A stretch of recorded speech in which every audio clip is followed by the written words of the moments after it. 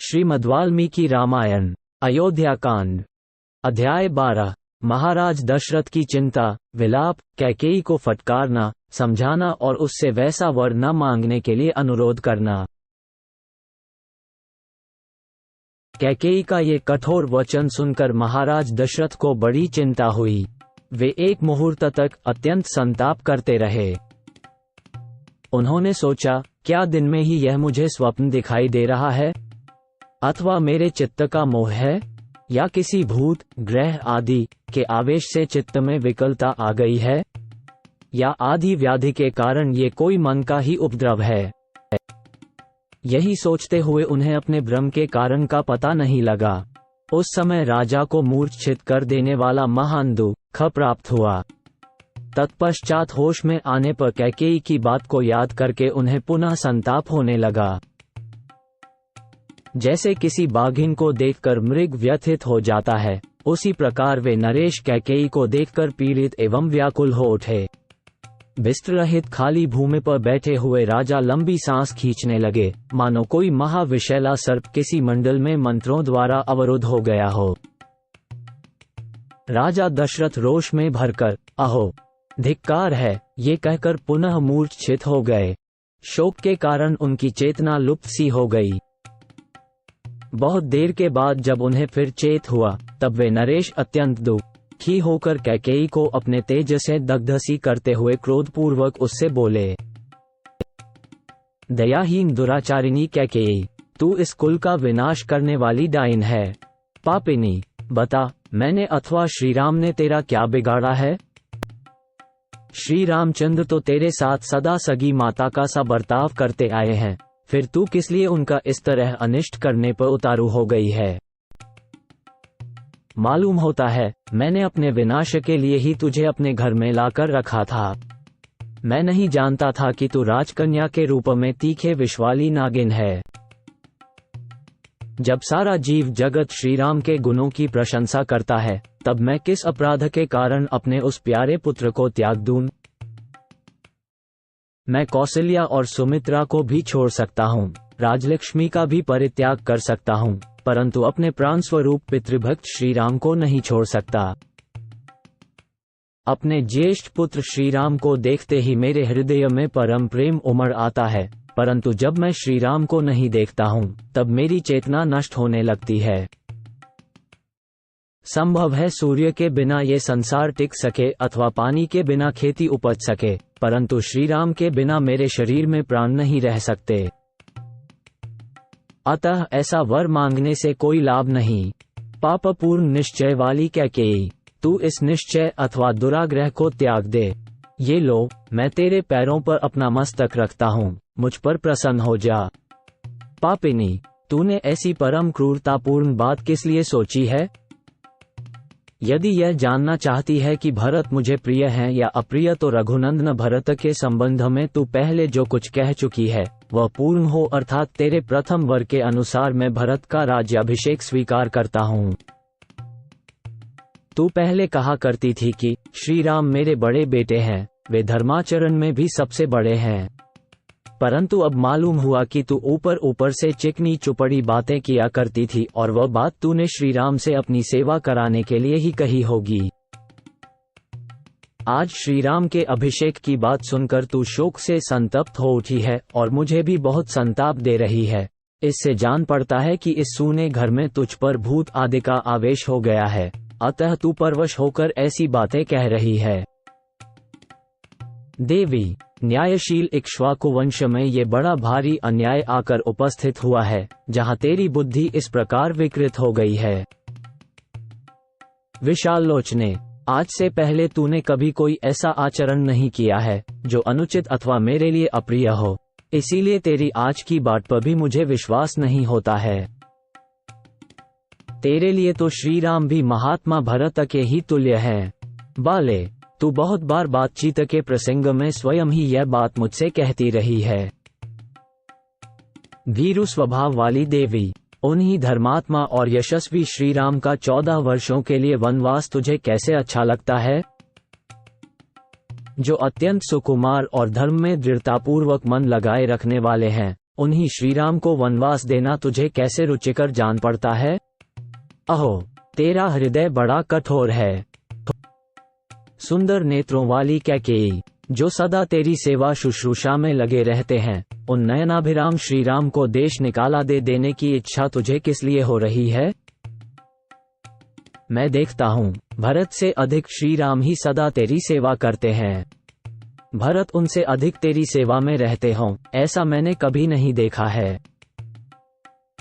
नरश्रेष्ठ श्रीराम से बढ़कर दूसरा कौन है, जो गुरुजनों की सेवा करने, उन्हें गौरव देने, उनकी बातों को मान्यता देने और उनकी आज्ञा का तुरंत पालन करने में अधिक तत्परता दिखाता हो। मेरे यहाँ कई सहस्र स्त्रियां हैं और बहुत से उपजीवी भृत्यजन हैं, परंतु किसी के मुंह से श्रीराम के संबंध में सच्ची या झूठी किसी प्रकार की शिकायत नहीं सुनी जाती। पुरुष सिंह श्रीराम समस्त प्राणियों को शुद्ध हृदय से सांत्वना देते हुए प्रिय आचरणों द्वारा राज्य की समस्त प्रजाओं को अपने वश में किए रहते हैं। वीर श्री रामचंद्र अपने सात्विक भाव से समस्त लोगों को, दान के द्वारा द्विजों को, सेवा से गुरुजनों को और धनुष बाण द्वारा युद्धस्थल में शत्रु सैनिकों को जीतकर अपने अधीन कर लेते हैं। सत्य, दान, तप, त्याग, मित्रता, पवित्रता, सरलता, विद्या और गुरु शुश्रूषा, ये सभी सद्गुण श्रीराम में स्थिर रूप से रहते हैं।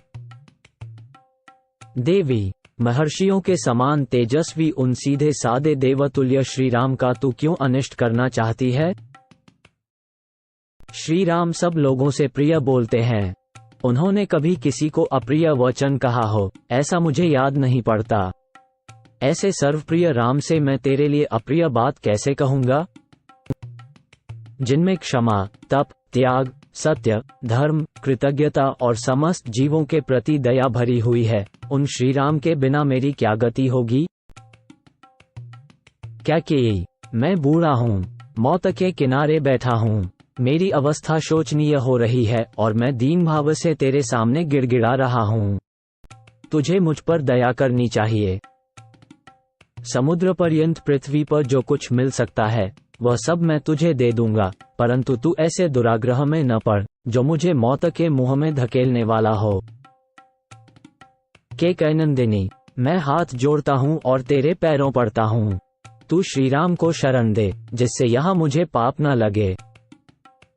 महाराज दशरथ इस प्रकार दुख से संतप्त होकर विलाप कर रहे थे। उनकी चेतना बार बार लुप्त हो जाती थी। उनके मस्तिष्क में चक्कर आ रहा था और वे शोकमग्न हो उस शोक सागर से शीघ्र पार होने के लिए बारंबार अनुनय विनय कर रहे थे, तो भी कैकेयी का हृदय नहीं पिघला। वो और भी भीषण रूप धारण करके अत्यंत कठोर वाणी में उन्हें इस प्रकार उत्तर देने लगी।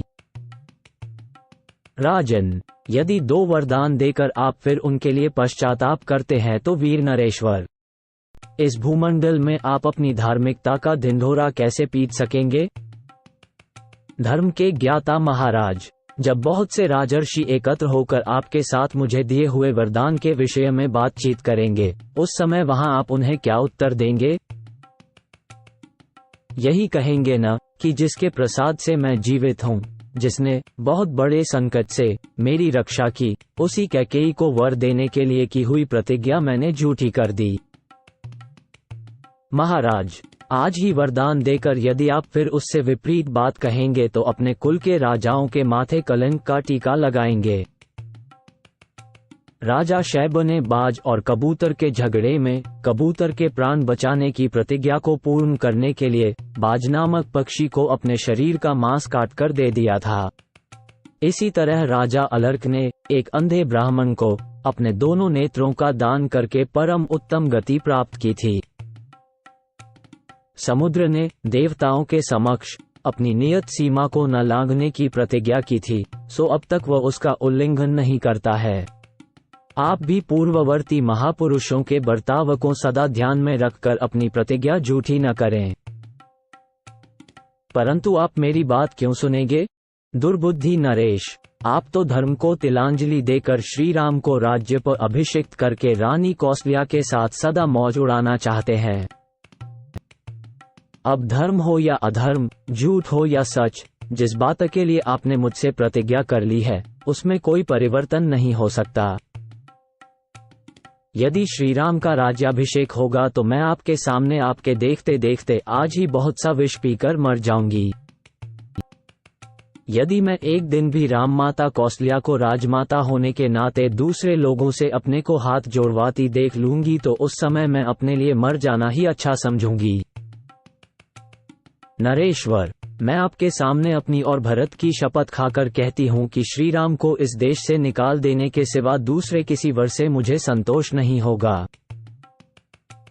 इतना कहकर कैकेयी चुप हो गई। राजा बहुत रोए, गिड़गिड़ाए, किंतु उसने उनकी किसी बात का जवाब नहीं दिया।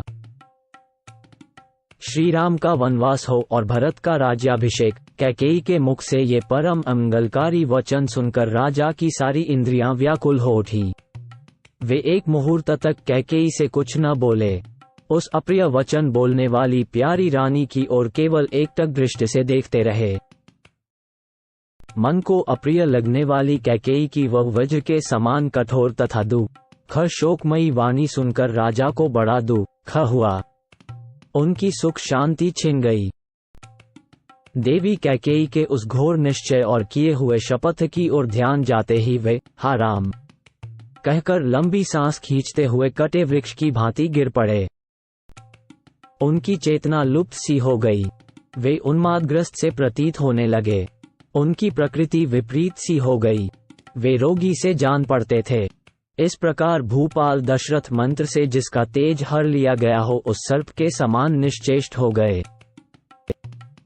तदनंतर उन्होंने दीन और आतुर वाणी में कैकेयी से इस प्रकार कहा, अरे तुझे अनर्थ ही अर्थ सा प्रतीत हो रहा है। किसने